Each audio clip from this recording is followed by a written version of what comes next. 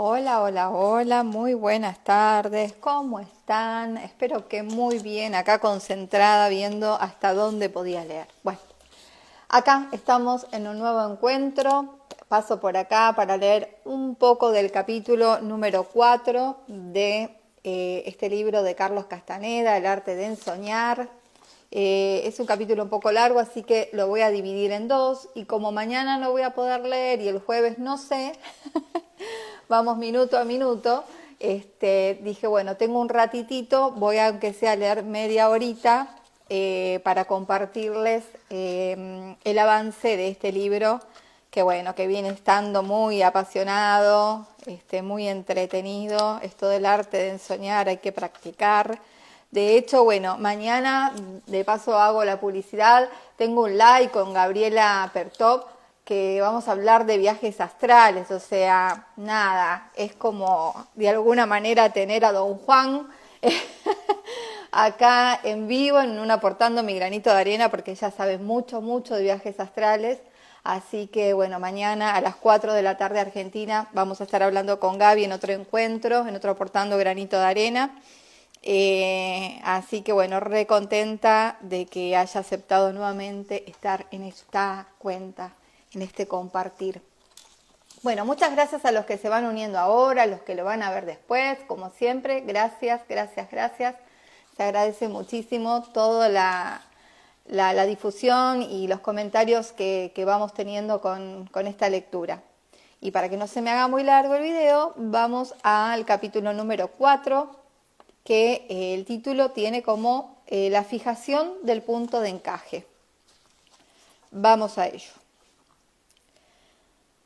Ya que nuestro acuerdo era discutir acerca del ensueño únicamente cuando don Juan lo consideraba necesario, yo raramente lo interrogaba al respecto. Y si lo hacía, nunca insistí en continuar con mis preguntas después de cierto punto. Cada vez que él decidía hablar del tema, yo estaba, sin embargo, siempre preparado, aunque sus discusiones invariablemente iban anudadas a otros tópicos de sus enseñanzas, y siempre eran presentadas rápida y abruptamente. Una vez, en su casa, durante una conversación no relacionada con el ensueño, don Juan comentó que los brujos antiguos, mediante sus actos con los seres inorgánicos, adquieren una enorme experiencia en el manejo del punto de encaje, un tema que clasificó como inmenso y nefasto. Inmediatamente aproveché la oportunidad y le pregunté en qué época él calculaba que vivieron los brujos antiguos.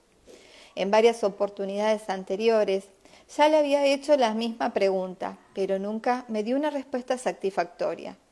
Esta vez, ya que era él quien había abierto la discusión, yo confiaba que se vería obligado a contestarme. Ese es un tema muy difícil, dijo. Su tono de voz me hizo pensar que estaba descartando mi pregunta. Me quedé muy sorprendido cuando continuó hablando. Es un tema tan abrumador para la razón como el de los seres inorgánicos. Por cierto, ¿qué es lo que quiere? ¿Qué es lo que piensas de ellos ahora? He dejado mis opiniones totalmente de lado, le dije. No me puedo dar el lujo de pensar en ellos ni de un modo ni de otro. Mi respuesta lo deleitó. Se rió y comentó acerca de sus propios miedos y aversiones a los seres inorgánicos. Nunca han sido santos de mi devoción, dijo. Por supuesto que la razón principal fue el miedo que les tenía. No fui capaz de vencerlo cuando lo debería haber hecho. Ahora es muy tarde. ¿Todavía les tienes miedo hoy en día, don Juan? Lo que siento no es exactamente miedo, es más bien repugnancia. No quiero tener nada que ver con ellos.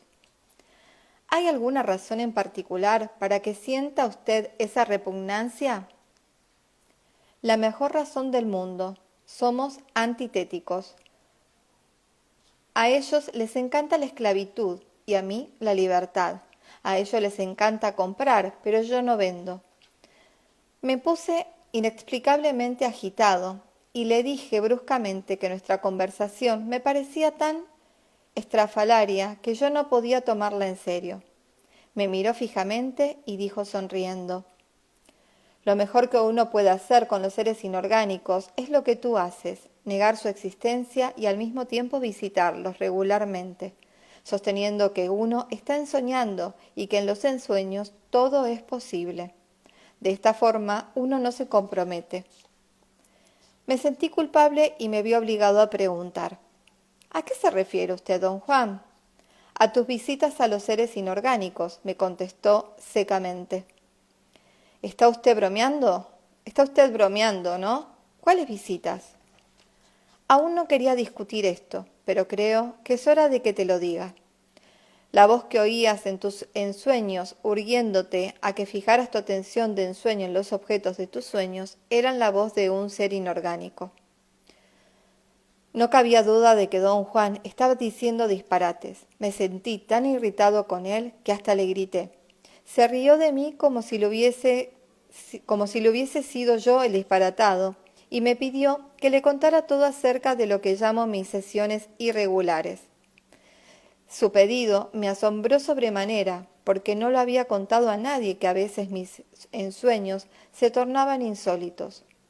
La sesión irregular comenzaba cuando mi atención de ensueño era poderosamente atraída por cualquier objeto de mis ensueños, pero eso, en lugar de hacerme cambiar de ensueño, como debería, me empujaba a una dimensión totalmente desconocida. Una dimensión en la cual retomaba yo el vuelo, dirigido por una fuerza invisible que me hacía dar vueltas tras vuelta. Siempre, al despertarme de uno de esos ensueños, yo seguía retorciéndome en la cama por un largo rato, antes de estar completamente consciente. Esos son auténticos encuentros con tus amigos, los seres inorgánicos, comentó don Juan. Sus aseveraciones me provocaron tal malestar que hasta olvidé mi pregunta acerca de los brujos antiguos. Don Juan, por su cuenta, volvió a ella. Mi idea es que los brujos antiguos existieron hace quizás 10.000 años, dijo sonriendo y observando mi reacción. Basándome en estos datos arqueológicos actuales sobre la emigración de las tribus nómadas asiáticas a las Américas, le dije que 10.000 años era una fecha irrazonable. Tú tienes tu conocimiento y yo tengo el mío, dijo. El mío es que los brujos antiguos rigieron por 4.000 años. Hace 3.000 años se fueron a pique y después, entonces, los nuevos brujos se han estado reagrupando y construyendo lo que quedó de los antiguos. ¿Cómo puede usted estar tan seguro de sus fechas?, pregunté. ¿Cómo puedes tú estar tan seguro de las tuyas?, replicó. Le dije que los arqueólogos tienen métodos infalibles para establecer las edades de las culturas del pasado, y él me aseguró una vez más que los brujos también tenían sus propios métodos infalibles. No estoy tratando ni de llevarte la contraria ni de pelearme contigo, continuó, pero muy pronto vas a tener la oportunidad de preguntarle esto mismo a alguien que lo sabe con absoluta certeza. Nadie puede saber esto con absoluta certeza, don Juan. Sí se puede, y eso es otra de esas cosas de brujos que son imposibles de creer. Hay alguien que puede verificar todo esto. Algún día conocerás a esa persona. Vamos, don Juan, usted tiene que estar bromeando. ¿Quién podría verificar lo que sucedió hace tantos miles de años? Muy sencillo. Uno de los brujos antiguos de los cuales hemos estado hablando, el mismo que yo conocí. Él es quien me dijo lo que se acerca, él es quien me dijo todo lo que se acerca de los brujos de la antigüedad. Espero que siempre recuerdes lo que te voy a contar acerca de este hombre. Él es alguien a quien estás obligado a conocer, porque es la clave de muchos de nuestros asuntos. Don Juan me escudriñó por largo rato y luego me acusó de no haberle creído una sola palabra de lo que había dicho acerca de los brujos antiguos. Admití que en mi estado cotidiano de conciencia, naturalmente no le había creído una sola palabra. Sus historias me parecían historias descabelladas, En la segunda tensión tampoco le creí, aunque ahí debería haber tenido una reacción diferente. Se vuelven historias descabelladas únicamente cuando te pones a examinarlas como si fueran eventos del mundo diario, remarcó. Si no involucras tu sentido común, todo esto sería estrictamente una cuestión de energía. ¿Por qué dijo usted, don Juan, que estoy obligado a conocer a uno de esos brujos antiguos? Porque es imperativo, es vital que lo conozcas algún día. Por ahora, simplemente, déjame que te cuente otra historia traída de los cabellos, de los cabellos acerca de uno de los nahuales de mi línea, el nahual Sebastián. Don Juan dijo que a principios del siglo XVIII, el nahual Sebastián era el sacristán en una iglesia del sur de México. Recalcó cómo los brujos del pasado o del presente han buscado y han encontrado refugio en instituciones establecidas, tal como la iglesia. Explicó que el soberbio sentido de disciplina que los brujos poseen los convierte en empleados dignos de confianza, codiciados por instituciones que constantemente tienen extrema necesidad de tales personas, y siempre y cuando nadie se entere de que son brujos, sus prácticas mismas lo hacen aparecer como trabajadores modelos. Una tarde, mientras Sebastián estaba cumpliendo con sus tareas de sacristán, un indio de aspecto raro entró en la iglesia. Era viejo y parecía estar enfermo. Con voz débil le pidió ayuda a Sebastián. El nahual pensó que el hombre debería hablar con el cura de la parroquia. Haciendo un gran esfuerzo, el hombre se dirigió al nahual y en un tono áspero y directo le dijo que sabía que Sebastián era no solamente un brujo, sino un nahual. Sebastián, bastante alarmado por el repentino giro de los acontecimientos, llevó al indio hacia un lado, más privado, y le recriminó por su osadía. El hombre le contestó que estaba ahí para obtener ayuda, no para dar o pedir disculpas. Necesitaba la energía del nahual para mantener su vida, la cual, le aseguró a Sebastián, había durado miles de años, pero en ese momento se desvanecía. Sebastián, quien era un hombre muy inteligente, no se encontraba dispuesto a escuchar tales disparates. Instigó al viejo indio a que dejara de decir tonterías. El indio se enojó y lo amenazó con delatarlo a él y a su grupo a las autoridades eclesiásticas, a menos que accediera a su pedido.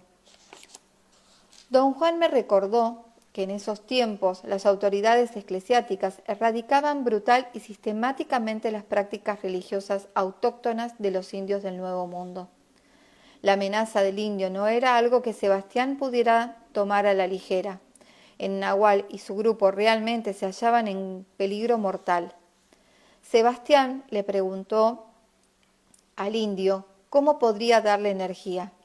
El hombre explicó que los nahuales almacenan en sus cuerpos una peculiar energía producto de su disciplina, y que él era capaz de sacarla a través de un centro energético que todos nosotros tenemos en la región umbilical. Le aseguró a Sebastián que no sentiría dolor alguno y que a cambio de su energía podría no solo continuar sano y salvo con sus actividades, sino que también obtendría un regalo de poder. Al nahual Sebastián no le cayó nada bien el haber entrado en tratos con ese indio, pero el hombre fue inflexible y no le dejó otra salida más que cumplir con sus deseos. Don Juan comentó que el indio, que estaba en lo absoluto exagerando acerca de lo que afirmó, verdaderamente era uno de los brujos de la antigüedad, conocidos como los desafiantes de la muerte. Aparentemente había sobrevivido hasta el presente por medio de las maniobras que sólo él podía realizar. Lo que aconteció entre Sebastián y aquel hombre se convirtió en la base de un acuerdo que ligó a los 6 nahuales que siguieron a Sebastián. El desafiante de la muerte mantuvo su palabra, a cambio de la energía que obtuvo de cada uno de esos hombres. Les hizo a cada uno de ellos una donación, un regalo de poder. Sebastián fue el primero en recibirlo, aunque con desagrado. Todos los demás nahuales, por el contrario, aceptaron gustosamente sus regalos. Don Juan concluyó su historia diciendo que los nahuales de su línea cumplieron con ese convenio por más de 200 años, creando así una relación simbiótica que cambió el curso y el objetivo final de su linaje, y que con el transcurso del tiempo, el desafiante de la muerte llegó a ser conocido como el inquilino. Don Juan no explicó nada más acerca de la historia, pero me quedé con una extraña sensación de veracidad, que me molestó más de lo que yo pudiera haber imaginado. ¿Cómo pudo ese hombre sobrevivir por tanto tiempo?, le pregunté. Nadie lo sabe, contestó. Todo lo que sabemos de él por generaciones es lo que él nos dice. El desafiante de la muerte es a quien le pregunté sobre los brujos de la antigüedad, y es él quien me dijo que llegaron a su final hace 3000 años. ¿Está usted seguro de que estaba diciendo la verdad?, le pregunté. Don Juan me miró con ojos de asombro. Cuando uno está allí, frente a ese inconcebible desconocido, dijo señalando a su alrededor, uno no se sale con mentiras pinches. Estas mentiras son para la gente que no sabe lo que está allá esperándolos. ¿Qué es lo que nos está esperando, don Juan? Su respuesta al parecer parece ser una frase inofensiva. Se me hizo más atemorizante que una descripción de algo horrendo. Lo enteramente impersonal, dijo. Se debe haber dado cuenta de mi estado de ánimo y me hizo cambiar de niveles de conciencia para que mi miedo se desvaneciera. Unos meses más tarde, mi práctica de ensueño tomó un giro inusitado. En mis ensueños empecé a obtener respuestas a preguntas que estaba planeando hacerle a don Juan. Lo más raro de esta extraña situación fue que en un santiamén me empezó a ocurrir lo mismo cuando estaba despierto. Un día recibí respuesta a una pregunta acerca de la realidad de los seres inorgánicos. Los había ensoñado tantas veces que empecé a creer que realmente existían. Tenía muy en cuenta el haber tocado a uno de ellos, en ese estado de conciencia seminormal en el desierto de Sonora. Además, en mis ensueños periódicamente entraba en muchos yo seriamente dudaba que fueran producto de mi imaginación.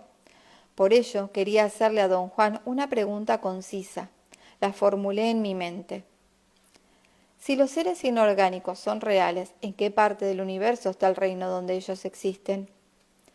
Después de repetir la pregunta en mi mente, escuché una risa extraña, igual a la que había escuchado el día que forcejeé con el inorgánico. Luego, una voz de hombre me contestó.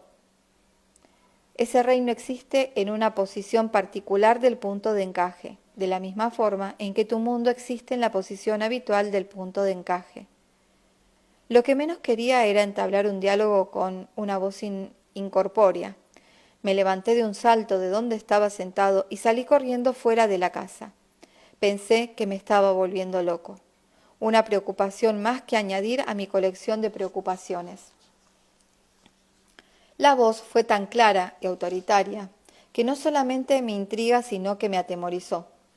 Esperé con nerviosismo todo el próximo asalto de esa voz, pero nunca se repitió.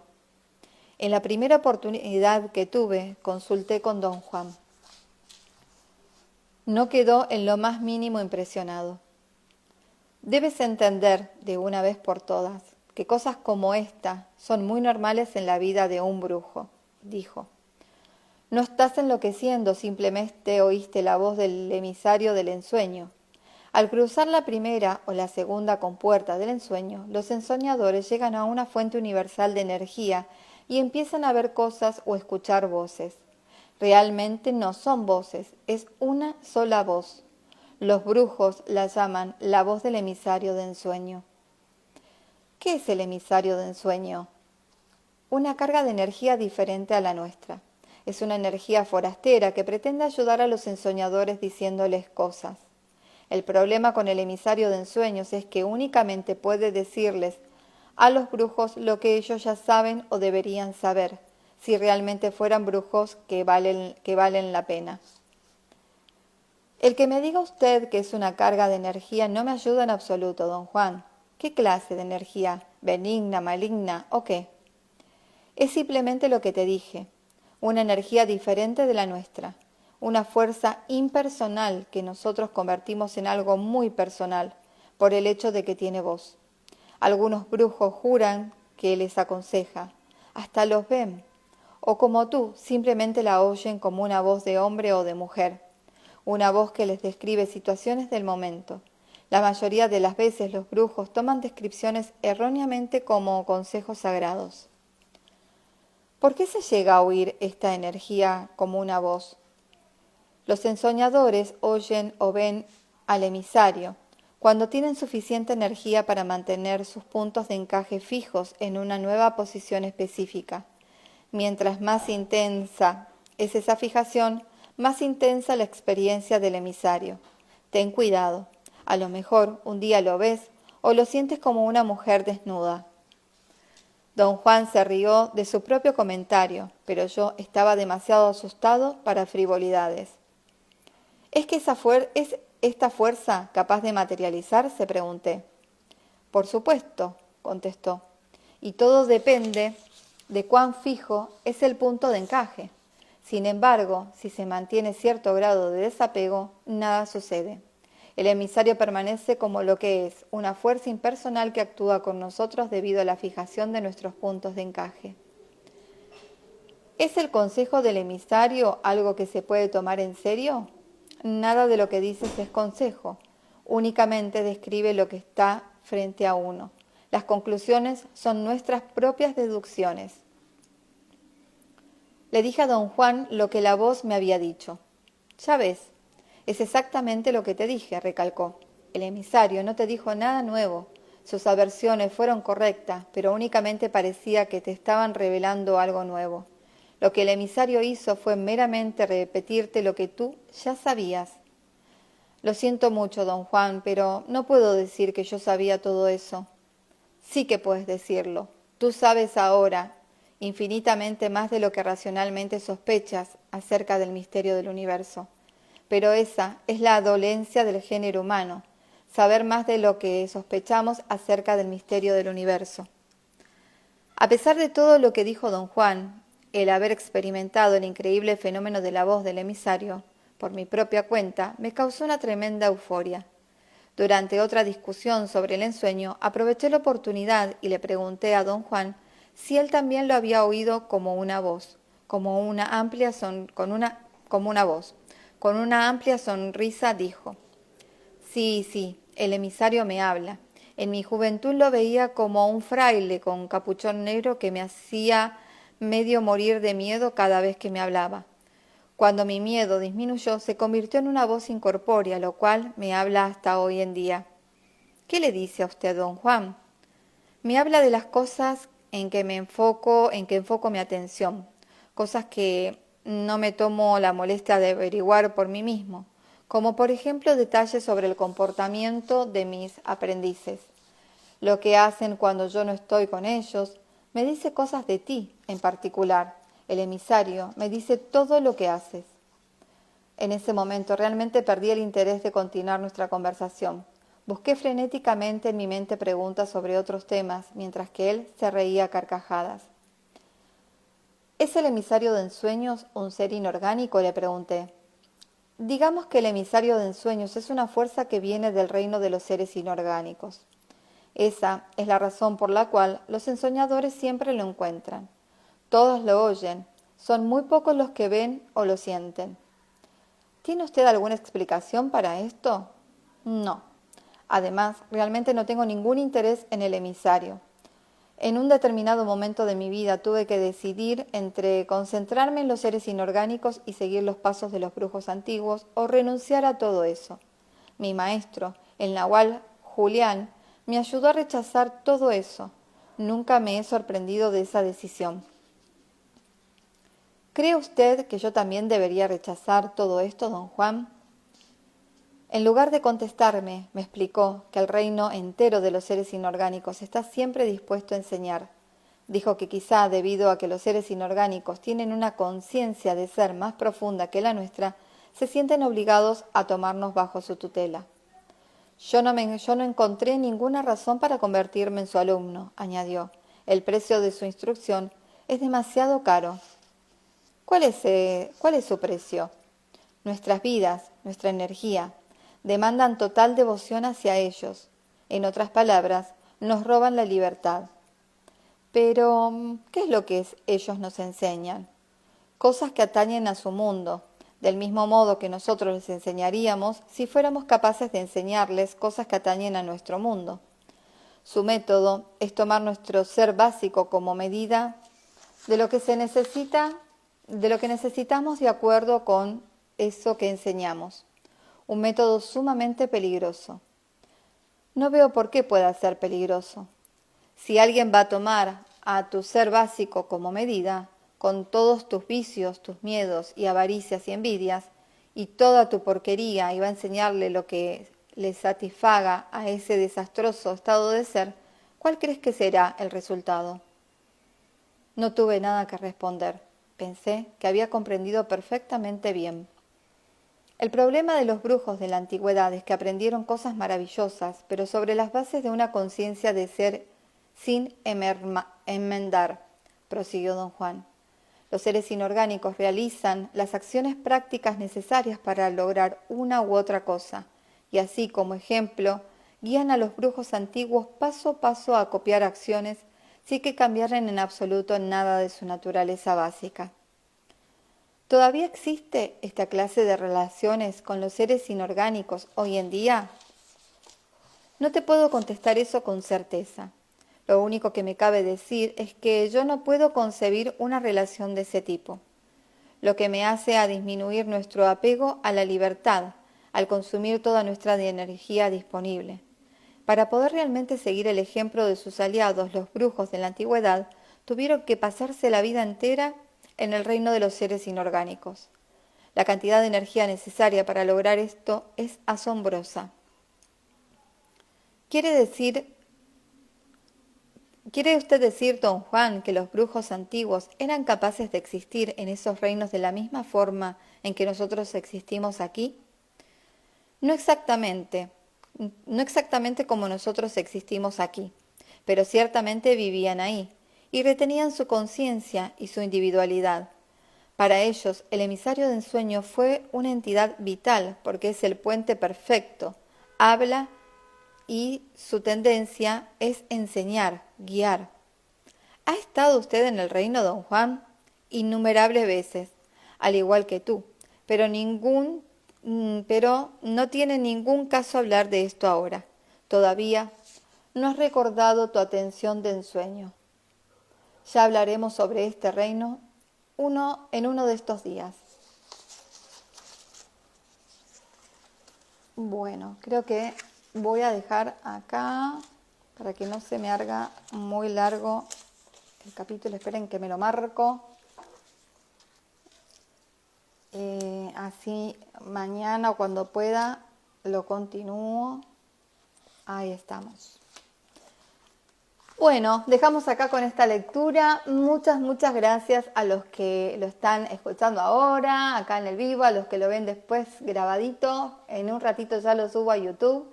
Así que bueno, muchas gracias por ser y estar. Les mando un beso enorme. Que tengan un bonito día. Nos vemos. Chao, chao.